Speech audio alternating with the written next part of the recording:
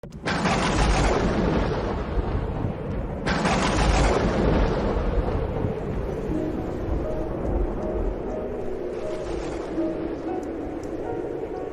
ce temps-là, Jésus disait à ses disciples, « Ne pensez pas que je sois venu apporter la paix sur la terre.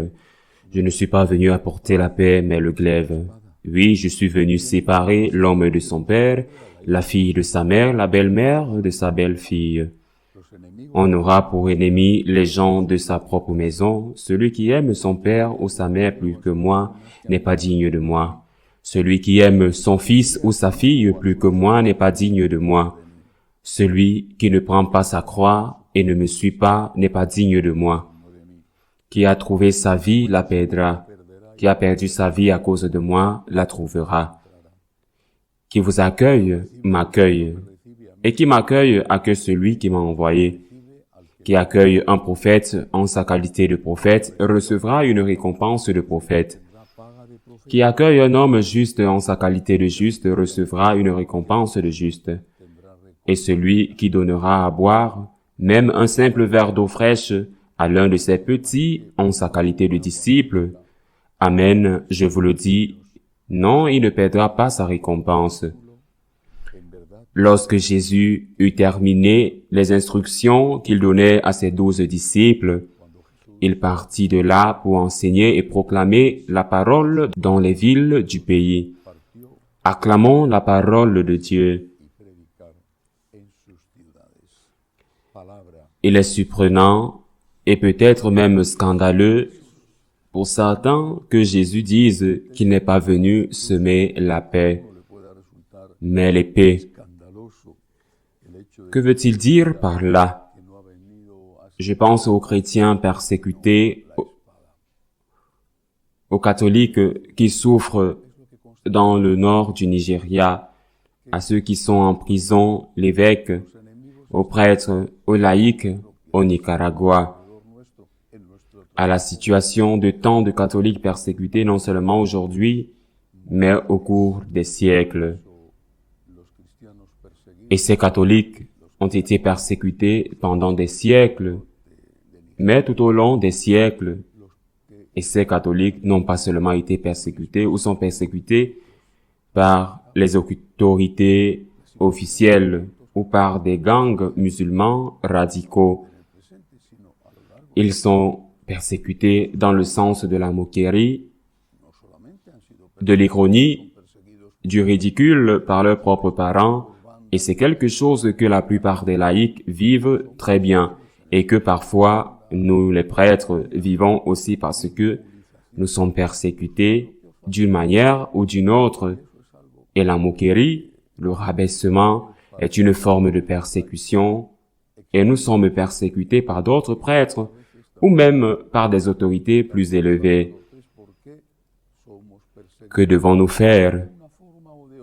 Le Seigneur dit, « Celui qui n'accepte pas cela par amour pour moi n'est pas digne de moi. » Le Seigneur n'est pas venu pour devenir du monde, et il ne nous demande pas de devenir des personnes et des chrétiens du monde. Il est venu pour convertir le monde, pour changer le monde. Le Seigneur ne veut pas que nous devenions mondains, mais le Seigneur nous demande de faire la même chose que lui, d'essayer de convertir le monde. Si l'Église devient mondaine, elle cesse d'être ce qu'elle devrait être, le sel, la lumière, le levain dans la pâte. Nous sommes dans le monde, mais nous ne sommes pas du monde. Et nous devons comprendre cela parce que c'est inévitable.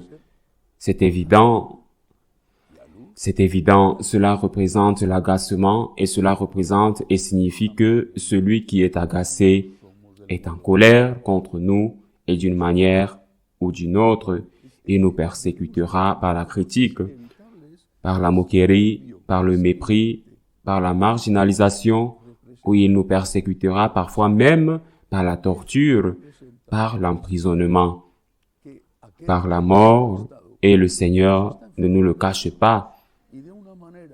Il ne nous le dit pas.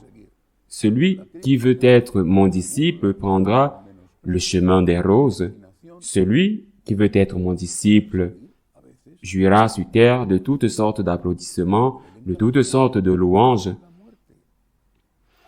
Le prêtre qui veut être mon vrai disciple recevra aussi du monde et de beaucoup de ceux qui gouvernent dans l'Église ses louanges et ses applaudissements. Le Seigneur ne nous le dit pas. Il ne nous a jamais trompés.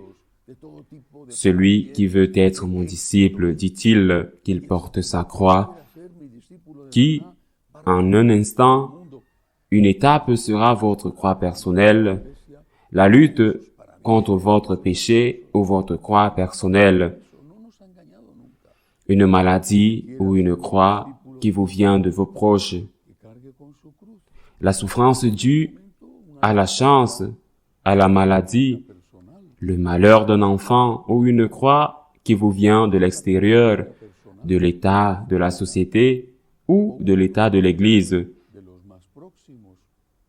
Mais c'est votre croix. C'est sa croix. C'est la vôtre. Vous l'acceptez par amour pour lui. Il la fait sienne et à partir de ce moment-là, nous la portons à deux. Nous emportons l'ironie, la moquerie, le mépris ou la mise à l'écart. Nous la portons à deux.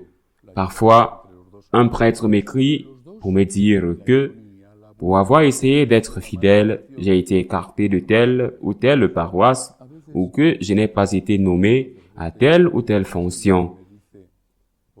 Je dis, mais c'est bien, mais comme c'est bien, tu es béni, tu as de la chance, parce que c'est comme si on te donnait une médaille, comme si on te donnait un prix. C'est le Seigneur qui dit, heureux ceux qui sont persécutés à cause de moi, car le royaume des cieux leur appartient.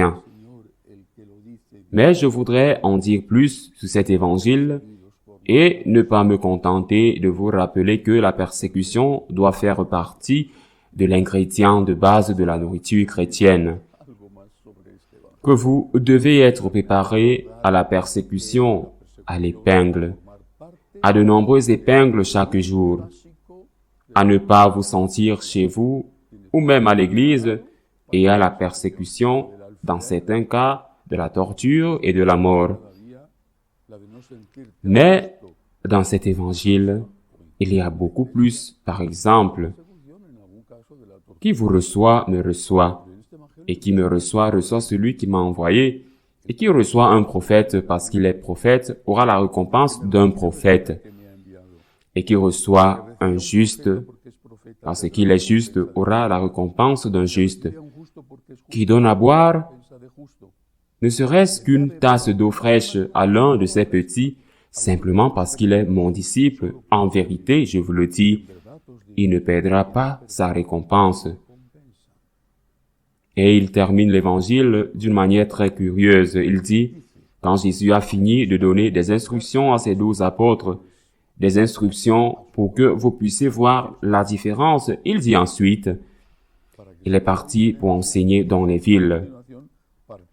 Les instructions aux apôtres. Il leur a donné des instructions sur la façon dont ils devaient se comporter et il a également donné des instructions à tous les autres sur la façon dont nous devons nous comporter avec les apôtres. Quiconque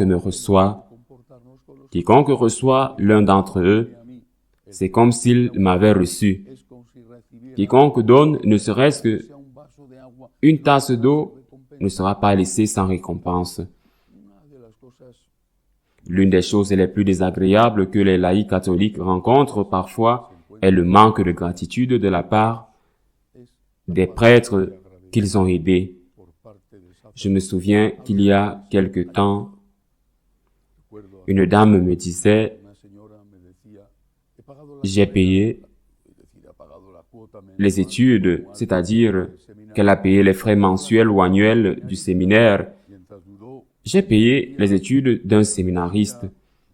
Tant que cela a duré, elle m'a écrit, m'a remercié, a prié pour moi. Une fois qu'il a été ordonné prêtre, il m'a oublié et je me sens très mal. M'a-t-elle dit? Et il est compréhensible que cette dame se soit sentie mal. Parfois, nos prêtres semblent tentés de croire que nous méritons tout et que nous ne devons rien à personne et que tout ce qu'on nous donne est trop peu pour nous parce que nous sommes prêtres. C'est épouvantable et il n'est pas rare de trouver cela dans le clergé. Ce n'est pas rare, malheureusement, c'est comme si le clergé n'avait absolument rien perdu. Une partie du clergé a perdu absolument un petit peu, pas un tout petit peu, mais absolument la capacité d'être reconnaissant.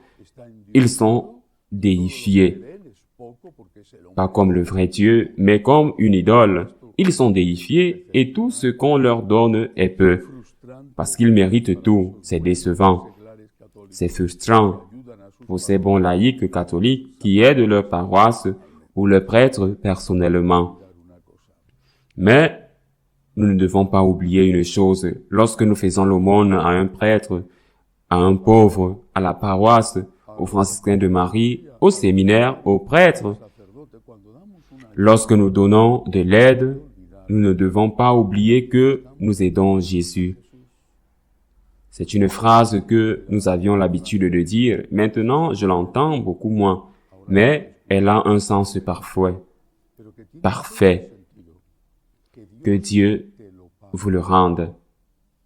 Peut-être que beaucoup l'ont dit à la légère parce que Dieu vous rend signifie « je ne vais rien vous payer et laissez celui qui doit vous payer d'en haut vous payer ». Mais c'est plein de sens. C'est Jésus qui promet la récompense. Celui qui donne ne serait-ce qu'un verre d'eau fraîche à boire à l'un de ses petits, simplement parce qu'il est mon disciple, en vérité, je vous le dis, il ne perdra pas sa récompense. Le prêtre peut être ingrat. Nous pouvons être ingrats. Nous le sommes souvent. Nous pouvons être arrogants. Nous le sommes souvent. Nous pouvons être des personnes qui ont remplacé Dieu en enseignant ce que Dieu n'enseigne pas, en disant que c'est la nouvelle parole de Dieu. Parfois, nous sommes où ils sont. Nous pouvons être cela, mais la récompense ne nous est pas donnée par le prêtre. Mais c'est bien évident si cette personne à qui nous donnons ou vous donnez un verre d'eau à boire, alors elle vous remercie et montre sa gratitude et pas seulement au moment où vous lui donnez de l'eau à boire, mais toujours, plus la gratitude est grande, plus vous l'aidiez, mais c'est pour le Christ que nous faisons les choses. C'est le Seigneur qui promet la récompense. Nous ne devons pas l'oublier parce que sinon, nous cherchons des récompenses sur la terre et le Seigneur nous invite toujours à regarder vers le ciel. Heureux êtes-vous quand on vous persécutera à cause de moi. Heureux les pauvres. Heureux ceux qui ont le cœur pur, car le royaume des cieux est à eux. Ainsi soit-il.